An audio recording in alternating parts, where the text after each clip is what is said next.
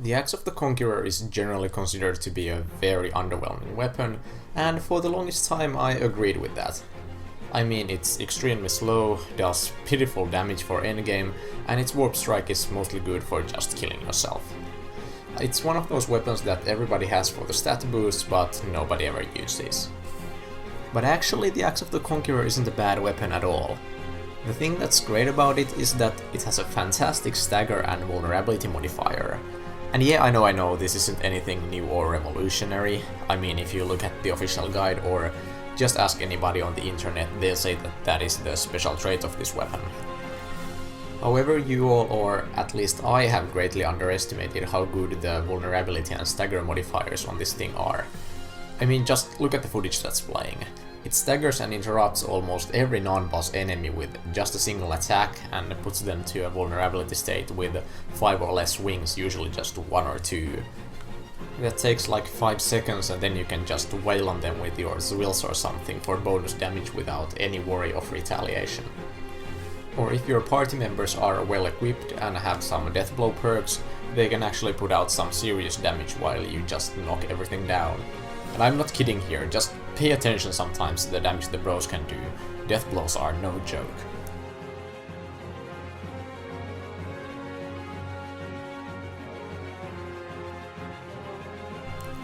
You generally want to use the aerial attack for this, since it's much faster than the ground attacks and at least seems to have an even better vulnerability modifier, although that is purely anecdotal, so don't quote me on that.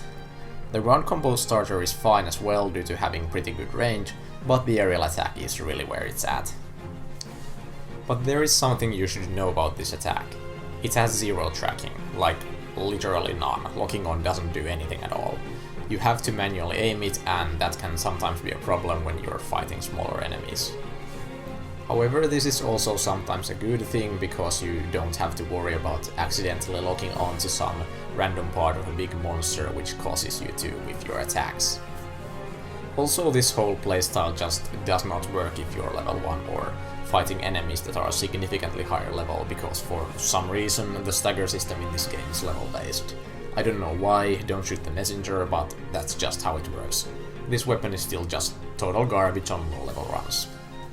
If you wanna make a build for the axe, the only thing you really need is some high DPS weapon to go along with it. After all, you still need to have something to kill the enemy with once you get them vulnerable. The axe is a good support weapon, but can't really be used as a main weapon. I mean, you can, but you're gonna have a bad time. The funny thing is, your good old max strength Zwill Ragnarok build is actually the perfect build for using Axe of the Conqueror.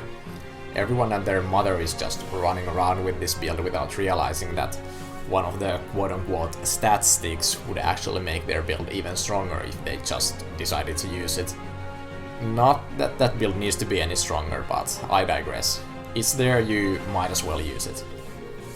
Here's me beating the Iron Giant gank in Kostelmark Menace just to showcase the axe a bit more.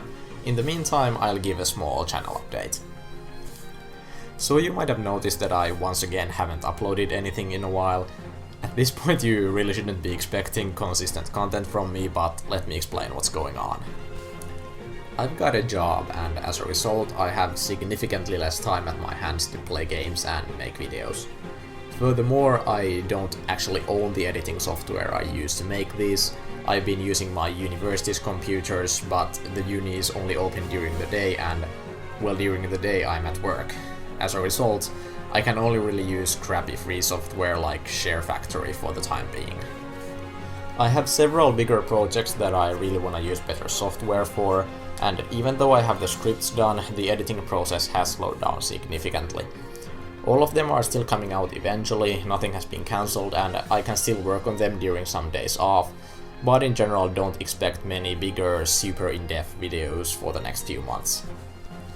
In the meantime, the videos I'll make will mostly follow this type of format, where I just talk and have kinda relevant gameplay playing on the background, since these can actually be feasibly made with a Share Factory. When it comes to streaming, I've started doing those again. Saturdays and Tuesdays around this time. In fact, I just went live, so if you wanna come watch, the Twitch link is in the description. I'll continue the level 1 playthrough next week. I'll be out of town this Saturday, and today I'll be doing some post-game build showcasing in the Kostelmark Menace dungeon. But yeah, that's all for now. Thanks for watching, and I'll see you next time.